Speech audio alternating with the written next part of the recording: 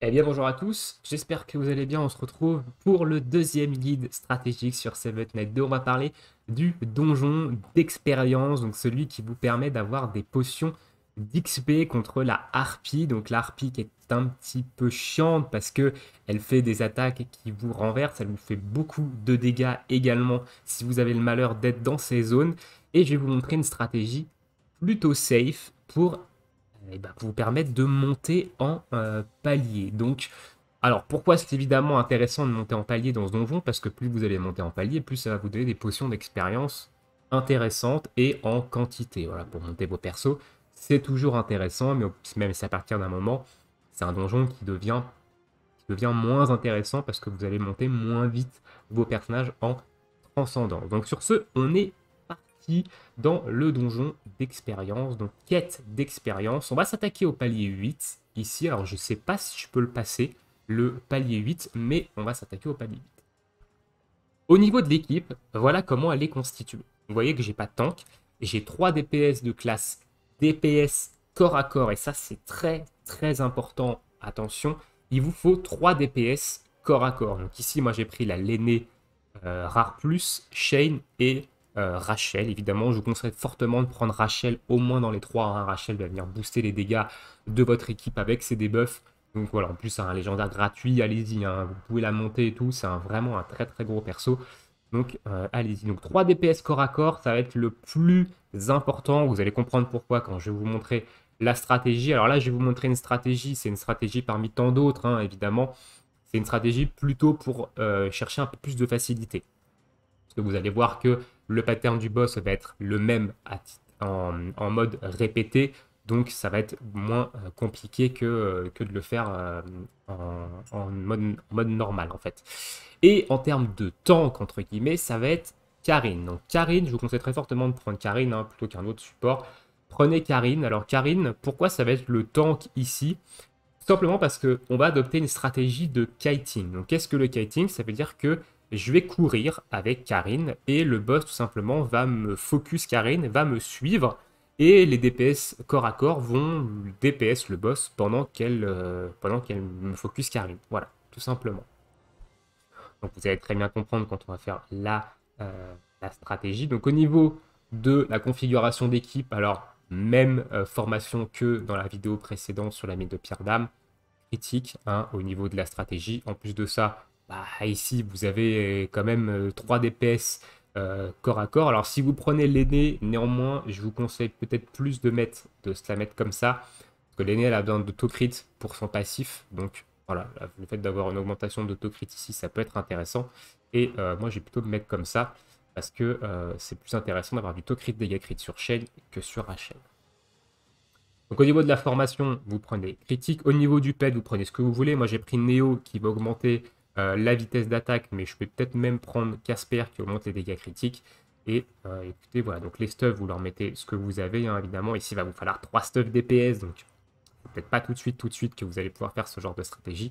Mais pour les paliers, moi, ça m'a aidé hein, à monter. J'ai passé 2-3 paliers avec cette strat, alors qu'avant, je bloquais. Hein. Voilà, donc les maîtrises, c'est pareil, c'est très intéressant, très important aussi d'avoir des maîtrises hein, à partir du niveau 50. Moi, j'ai commencé à partir du niveau 40, mais à partir du niveau 50, vous devez débloquer les maîtrises avec les rubis parce que ça devient long de up et les maîtrises vont énormément vous aider à avancer dans le jeu et c'est quelque chose qui reste, qui est acquis. Donc, c'est très important également.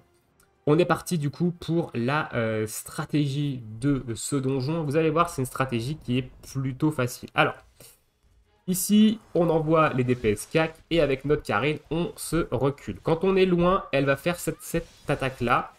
Il va falloir se remettre ici. Ensuite, elle va vous sauter dessus. Et ensuite, elle va faire son attaque tourbillon. Voilà, vous sortez vos DPS CAC de la zone. Ici, j'ai fail, donc on va recommencer. J'étais un petit peu trop lent. Mais la stratégie, c'est ça. C'est ça en boucle, en fait. Si vous avez le temps de voir. Donc ici, je mets mes DPS CAC au CAC, je recule un petit peu, elle va faire son attaque ici, hop, je me replace dedans, je recule, elle va me sauter dessus, et après, elle va faire son attaque tourbillon, donc on s'écarte avec nos DPS, on lâche, on renvoie nos DPS, on s'écarte un petit peu d'elle, elle va refaire son attaque, on se remet dans la zone safe, on recule évidemment, on esquive son saut, hop, et on enlève nos DPS de la zone. Alors voilà comment ça se passe, hein. C'est tout le temps la même strat. Vous vous reculez un petit peu avec Karine pour le faire proc son sort. Vous revenez dans la zone, vous esquivez ça. Et ensuite, hop, vous sortez vos DPS de la zone tourbillon. Vous les renvoyez dedans. On reste un petit peu hors zone ici. Histoire qu'elle proc son attaque. Tac. Donc essayez de pas trop vous éloigner. Comme ça permet à vos DPS CAC de pas trop courir sur le boss. Donc là, on reste un petit peu à distance. Voilà. Hop. Et elle va nous sauter dessus. Voilà. Et on sort. Donc vous voyez, c'est une stratégie qui est quand même beaucoup plus facile que la stratégie de base. Hein. Il suffit de connaître un petit peu comment fonctionne le boss. Et par contre, donc si vous vous foirez, eh ben, il va falloir retry. Hein, par contre, hein. Si vous vous faites repousser, parce que derrière, elle va vous défoncer. Si vous prenez rien qu'un renversement, elle va vous défoncer. Hop. Ça sort assez vite, hein, ce sort. Donc il faut quand même revenir assez rapidement au cac avec elle. Hop. Donc c'est pas non plus la stratégie la plus legit. Hein, ce genre de stratégie un petit peu particulière, mais ça fonctionne. Honnêtement, ça fonctionne et ça vous permet évidemment d'avoir 3 DPS au CAC, donc ça veut dire que vous avez plus de DPS et évidemment vous permettre de descendre le boss beaucoup plus rapidement ici. Donc là, hop, elle m'a sauté dessus. On sort évidemment les DPS du tourbillon. Alors petit tips évidemment, mettez-vous du côté des DPS, hein, quand vous allez prendre le tourbillon, mettez-vous là, hop, tac. Et mettez-vous du côté de vos DPS, ça leur permet de sortir plus vite de la zone et de ne pas se faire défoncer. Alors là, hop, on va se remettre au cac et on va ressusciter. Voilà, ici. Donc vous pouvez vous mettre un petit peu au cac aussi pour qu'elle puisse faire son attaque en cône. Ça peut être également intéressant en fait de faire ça, tac. Et voilà, donc là elle est KO. Mais il y a également une autre possibilité. Je vais vous montrer une autre possibilité pour que vous ayez une meilleure fenêtre tout simplement de DPS avec vos DPS CAC. Il y a une autre possibilité. Ici, je vous ai montré vraiment le safe. Hein. Si vous ne voulez pas prendre de risques, c'est vraiment le safe. Elle va faire toujours la même chose. Donc, ça peut être plutôt facile. On va passer sur le palier 9 et je vais vous montrer une autre stratégie. Enfin, avec une petite prise de risque. Ça va être la même stratégie, mais on va prendre une petite prise de risque ici qui peut être non négligeable. Donc là, on se colle un petit peu à elle. Voilà. Elle va faire son attaque en cône, comme ça, donc qui est quand même assez longue à charger. Ensuite, on recule. Hop, elle fait ça. On esquive son attaque. On se soigne évidemment. On sort du tourbillon. Hop. Donc là, on se remet au cac. Donc là, elle va faire son attaque en cône. On esquive. On recule un peu pour qu'elle proc son attaque. Ça. On esquive son saut. Et on sort ses DPS de la zone. Voilà, donc là c'est une stratégie avec un peu plus de risque parce que vous venez vous mettre au corps à corps pour qu'elle fasse son attaque rafale en cône. Ici, voilà, pour vous offrir plus de, peut-être de DPS pour vos DPS beaucoup plus grandes en fait. C'est surtout pour ça. Parce que là en fait on bouge quand même pas mal avec la première stratégie.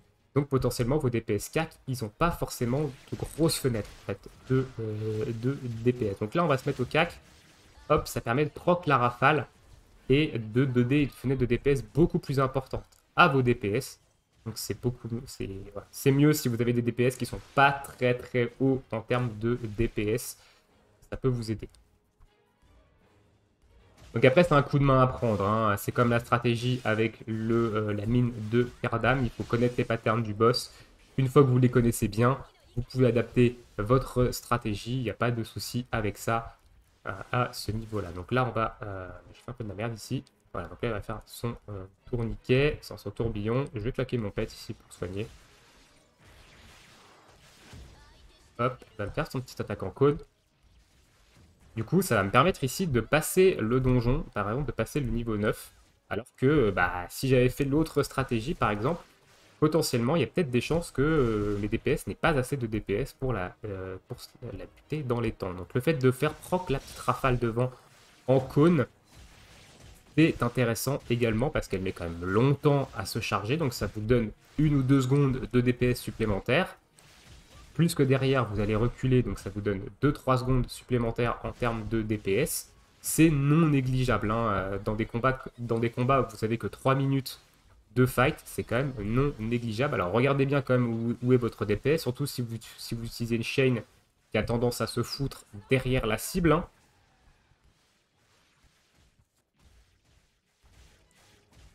Hop, elle me saute dessus. Ici, je sors. Je vais peut-être pas pouvoir y arriver là. Du coup, je pense que si, ça devrait le faire. On remplace mes trucs.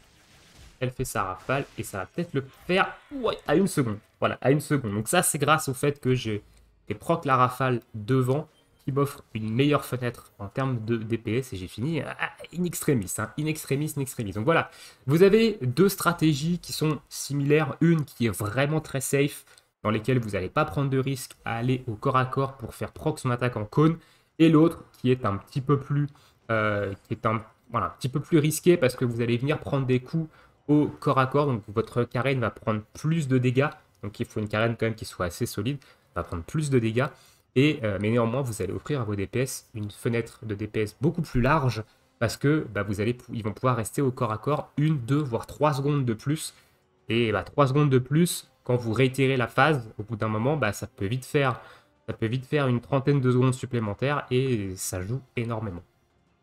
Donc voilà un petit peu pour cette guide stratégique sur la quête d'expérience avec une stratégie plutôt safe.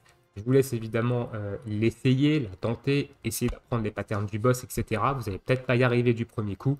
Il faut comprendre comment le boss fonctionne, mais ça peut vous aider à monter en palier dans cette quête si jamais vous n'y arrivez pas, parce que bah oui, si vous utilisez une stratégie classique à base de tank, heal, DPS, bah c'est très long, vous n'avez que 2 DPS potentiellement, et c'est assez long, et bah, la strat n'est pas là-bas.